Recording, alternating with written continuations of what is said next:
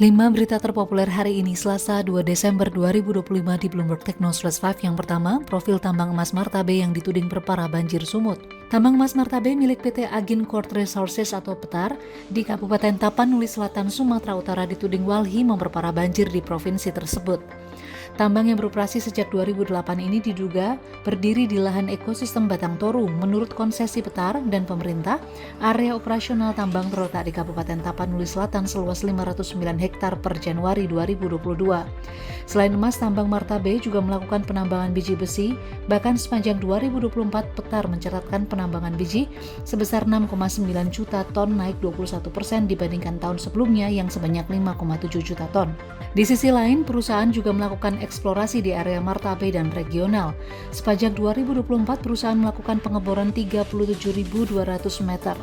Tudingan yang diungkapkan walhi dalam akun Instagram ini muncul berdasarkan data citra satelit 2025 terkait pembukaan hutan di areal Harangan Tapanuli, yakni di Batang Toru, Tapanuli Selatan, lokasi tambang emas Martabe.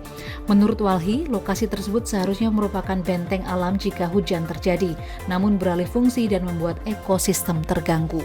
Kedua, investasi 71 miliar rupiah raib, Mirai tuding ada kesalahan nasabah. PT Mirai Aset Sekuritas Indonesia Senin 1 Desember 2025 secara tertulis menyatakan mengetahui adanya nasabah yang kehilangan 71 miliar rupiah. Saat ini Mirai menyatakan tengah melakukan investigasi internal dan koordinasi dengan OJK, Self-Regulatory Organization atau SRO, serta PPATK untuk memastikan proses pengungkapan kasus berjalan sesuai aturan. Sebelumnya nasabah bernama Irman mengajukan laporan kepada Bareskrim Polri pada Jumat 28 November 2025. Irman sebelumnya memiliki portofolio saham blue chip seperti BBCA, BBRI, dan Telkom di aplikasi NeoHots. Namun pada 6 Oktober 2025 malam ia menerima email trade confirmation dari aplikasi yang mencurigakan karena ia merasa tidak melakukan transaksi apapun.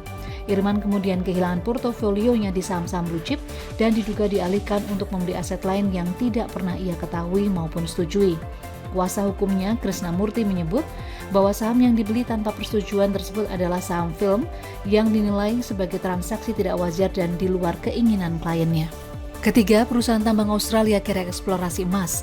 Perusahaan tambang Australia meningkatkan kegiatan eksplorasi emas dengan dana gabungan 431,5 juta dolar Australia atau sekitar 238 juta dolar Amerika Serikat untuk eksplorasi dalam 3 bulan hingga September. Angka ini menjadi belanja kuartalan tertinggi sejak 1994.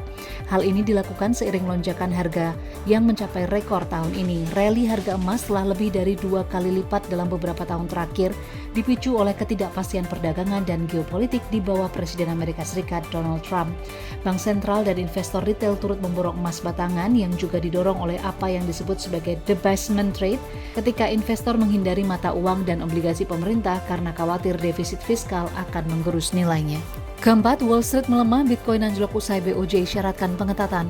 Saham-saham di Amerika Serikat melemah pada perdagangan Senin 1 Desember 2025 seiring turunnya kembali harga aset kripto dan lonjakan imbal hasil obligasi setelah Bank Sentral Jepang atau Bank of Japan memberi sinyal kemungkinan pengetatan kebijakan dalam waktu dekat. Data ekonomi Amerika Serikat menunjukkan aktivitas manufaktur kembali menyusut pada November, menjadi penurunan terdalam dalam 4 bulan terakhir seiring melemahnya pesanan.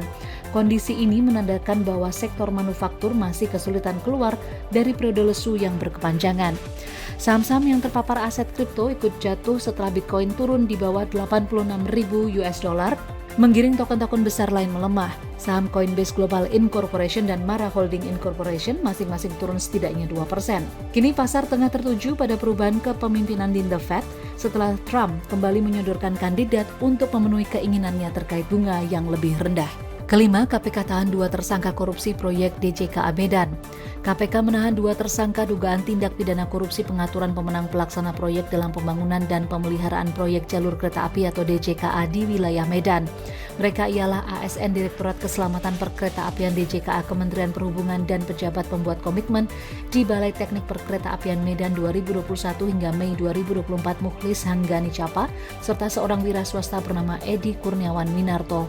Penahanan dilakukan untuk 20 hari pertama sejak 1 Desember 2025 hingga 20 Desember 2025 di Rutan Kelas 1 Jakarta Timur.